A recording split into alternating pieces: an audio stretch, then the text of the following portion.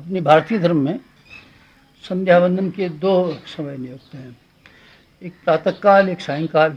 जो रात्रि और दिन दोनों मिलते हैं तब उसको संध्या काल कहते हैं। ये काल सवेरे भी होता है, सायंकाल को भी तो होता है। इसलिए संध्या वंदन जब सूर्य उदय होता हो तब और जब सूर्य अस्त होता हो तब करना चाहिए। ये संध्या आध्यात्मिक जीवन में एक और तरीके से भी हम कर सकते हैं। सोने को रात मान लें और जागने को दिन मान लें, तब फिर प्रातःकाल का सायंकाल की संध्या वंदन का आध्यात्मिक समय वो बनेगा जब आदमी सो कर के उठेगा अथवा सोएगा।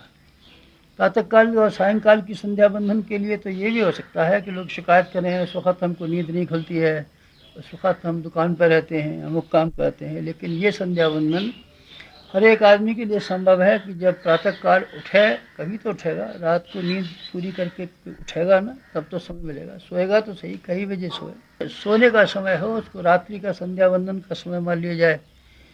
प्रातःकाल जब उठा जाए तो प्रातःकाल का संध्या वंदन का समय मान लिया जाए। इन दोनों समयों को संध्या वंदन का अगर आप समय मान लें तो फिर किसी को ये शिकायत नहीं रहेगी कि हमको समय नहीं मिलता। कईयों को स्थान नहीं होता, घर में स्थान नहीं है, पूजा के सामान नहीं है, नहाने को समय नहीं है, तो चलिए न सही, फिर आप ऐसे किया कीजिए, चारपाई पे पड़े पड़े ही आप ये संध्या वंदन कर सकते हैं। इसके लिए न उठने की ज़रूरत है, न कोई इससे सरल तो कोई तरीका नहीं हो सकता। इतना सरल तरीका और क्या हो सकता है बताइए। ये सबसे सरलतम तरीका है कि आप प्रातःकाल और सायंकाल का संध्या वंदन अपनी चारपाई पे पड़े हुए उस समय कर लिया करें जबकि आपकी नींद खुलती है और नींद आप लेने के लिए चले जाते हैं। दो समय संध्या वंदन आप इसको भूलना मत। इसमें सिवाय आपकी लापरवाही और गैर जिम्मेदारी की और कोई बाधा इसमें नहीं हो सकती। आप चाहें तो नियमित रूप से हर परिस्थितियों में, बीमारी में भी, सफ़र में भी, कहीं भी आप कर सकते हैं और ये करनी चाहिए। प्रातःकाल की संध्या, सायंकाल की संध्या, क्या करें, क्या कहना चाहिए, क्या विचार करना चाहिए। आपको इन दोनों समय में आत्मबोध और तत्वबोध की साधना करनी चाहिए।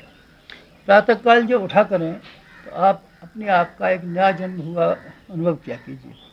ये अनुभव किया कीजिए कि रात को सोने का अर्थ है पिछला जन्म और अब सवेरे उठने का जन्म है नया जन्म। जब आँख खुली तब नया जन्म। आप ये अनुभव कर लिया करें तो मज़ा आएगा। आप ये सवेरे हर दिन अनुभव कीजिए कि आज हमारा नया जन्म हुआ। अब नए जन्म में क्या करना चाहिए। आपकी सारी बुद्धिमानी इस बात पर टिकी हुई है कि आप अपने जीवन की संपदा का किस तरीके से उपयोग किया, बस एक ही बुद्धिमानी है। कि ये मानना सही नहीं है ये जन्म भजन करने के लिए मिला हुआ है। भजन करने के लिए नहीं मिला हुआ है, कर्तव्य करने के लिए मिला हुआ है। और इसलिए मिला हुआ है कि आप इस जन्म की संपदा को ठीक तरीके से इस्तेमाल करें। यह आपकी परीक्षा है।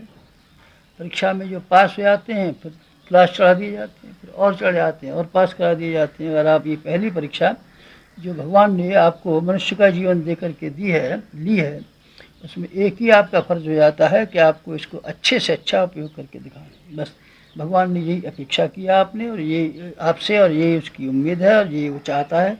न आपकी पूजा चाहता है, न उपवास चाहता है, न भजन चाहता है, न आपके लिए उपहार चाहता है, न मिठाई चाहता है, न कपड़े चाहता है, न कीर्तन चाहता है, न कथा चाहता है। इन बातों से भगवान का कतई कोई ताल्लुक नहीं है। ये तो अपने आप के परिशोधन की प्रक्रिया है जिससे न जाने क्यों लोगों ने ये मान लिया है कि इससे भगवान प्रसन्न हो जाएगा। आप विश्वास रखें, इससे भगवान किसी प्रकार प्रसन्न नहीं हो सकता। इससे आपका जीवन के संशोधन करने में, अपने कषाय कलमश को निवारण करने में तो सहायता मिल सकती है, इसमें संदेह नहीं। पर जहाँ तक भगवान की प्रसन्नता का ताल्लुक है वहाँ सिर्फ एक बात है कि आपको जो बहुमूल्य मनुष्य का जीवन दिया गया था उस जीवन का आपने किस तरीके से और कहाँ उपयोग किया, बस एक प्रश्न है, दूसरा कुछ प्रश्न नहीं है। जब आपको ये दिया गया है तो भगवान ने अपनी सबसे बहुमूल्य संपत्ति आपके हाथ में सुपुर्द कर दी। इससे बड़ी संपत्ति भगवान के खजाने में कोई नहीं है। आप विश्वास रखें, मनुष्य के जीवन से बढ़ के और क्या हो सकता है। आप दूसरे प्राणियों पर नज़र डालिए ना, सब बेचारे किस तरीके से, कोई नंगा फिर रहा है, किसी को खाने का ठिकाना नहीं है, कोई कहीं न बोल सकता है न लिख सकता है। आपको सारी सुविधाओं से भरा हुआ जीवन आपने सिर्फ इसलिए दिया है कि आप इसका अच्छे से अच्छा उपयोग करके दिखाएं। क्या अच्छा उपयोग बन सकता है। दो ही अच्छे उपयोग हैं। एक तो आप स्वयं में अपने आप को ऐसा बनाएं जिसको कि आदर्श कहा जा सकता हो। दूसरों के सामने आपका उदाहरण इस तरीके से पेश होना चाहिए जिसको देख करके दूसरे आदमियों को प्रकाश मिले, रोशनी मिले, आप पीछे चलने का मौका मिले और आपकी अंतरात्मा कशार कल्मश से परिशोधन करती हुई और साफ और स्वच्छ बनती चली जाए। ये आपका स्वार्थ है। परमार्थ आपका ये है कि ये भगवान की विश्व वाटिका जिसमें आपको काम करने के लिए भेजा गया हुआ है, एक अच्छे माली की तरीके से काम करें। भगवान को सहायकों की ज़रूरत है, साथियों की ज़रूरत है, इंजीनियरों की ज़रूरत है, ताकि इसके इतने बड़े बगीचे, इतने बड़े कारखाने का सुव्यवस्था करने में हाथ बढ़ा सकें। आपको हाथ बटाने के लिए पैदा किया गया है, खुशामदें करने के लिए नहीं, नाक रगड़ने के लिए नहीं, चापलूसी करने के लिए नहीं, चमचागिरी करने के लिए नहीं, मिठाई उपहार भेंट करने के लिए नहीं पैदा किया गया है। आपको सिर्फ इसलिए पैदा किया गया है कि आप बेहतरीन ज़िंदगी जिए। इसके लिए क्या करना चाहिए? आमतौर से आदमी भूल जाते हैं, ये काम की बातें सब भूल जाते हैं, बेकार की बातें, बेवकूफ़ी की बातें सब याद रखते हैं।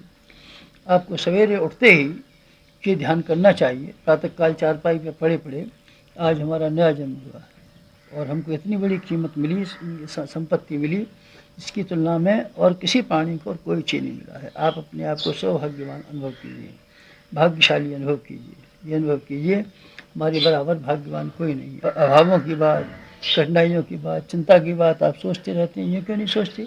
इतना बड़ा मनुष्य का जीवन भगवान ने आपको दे दिया और इतने आप बड़े सौभाग्यशाली हैं। आप सौभाग्य सराहें, लेकिन साथ साथ में सराहना के साथ साथ में एक और बात भी ध्यान रखें।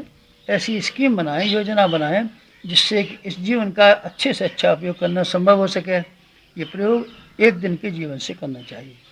एक दिन, जिस दिन आप सो कर के उठें उसी दिन ये रखिए कि बस एक ही दिन हमारे लिए ज़िंदगी का है और इस आज के दिन को हम अच्छे से अच्छा बना करके दिखाएंगे।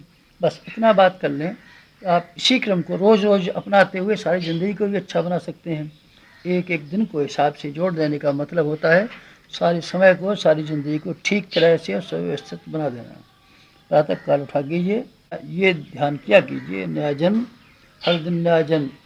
हर दिन नया जन्म को प्रातः काल से लेकर सायंकाल तक आप कैसे उपयोग करेंगे, इसके लिए एक टाइम टेबल सवेरे उठ के बना लेना चाहिए। आप क्या करेंगे और कैसे करेंगे, क्यों करेंगे। क्रिया के साथ साथ में चिंतन को आप जोड़ दीजिए। चिंतन और क्रिया को दोनों को जोड़ देते हैं तो एक समग्र बात बन जाती है। आप शरीर से काम करते रहें पर कोई उद्देश्य न हो, और उद्देश्य आप ऊँचे रखें लेकिन उसको क्रियान्वित करने का कोई मौका न हो, तो दोनों ही बातें बेकार हो जाएंगी।